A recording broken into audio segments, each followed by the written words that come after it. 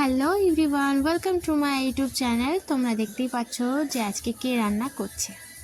তো first of all রাই আমাকে আজকে একদমই ছাড়ছে না, ওই জন্য আমি দীপকে বললাম যে তুমি আজকে রান্না করো। তো তো একদম আকাশ ভাঙা ওর কথা, এই কথাটা ওর কাছে আকাশ ভাঙায়, কারণ ও রান্না করতে একদমই জানে না, ডিম ফাটাতে জানে না। তোমরা জেনে রাখো, ও ডিম ফাটাতে জানে না।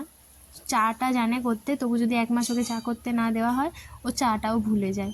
তো ভালো লাগছে ও আমাকে হেল্প করছে। তো ওকে বলার পরে ও কোনো রকম দ্বিধা করেনি, রান্না করছে। তো দেখার হচ্ছে যে রান্নাটা আজকে খেতে কেমন হয়। আজকে ও রান্না করছে এগ ফ্রাইড রাইস।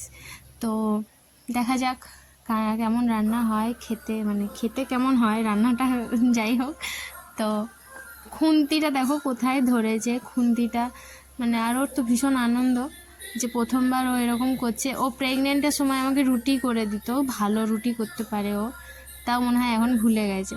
আমি ওকে বলে দিচ্ছি যে এরমভাবে ধরো, কিন্তু না, ও ওর মতো ছ্যাঁকা খাওয়ার ভয়ে ও খুন্তিটা একদম শেষে ধরেছে।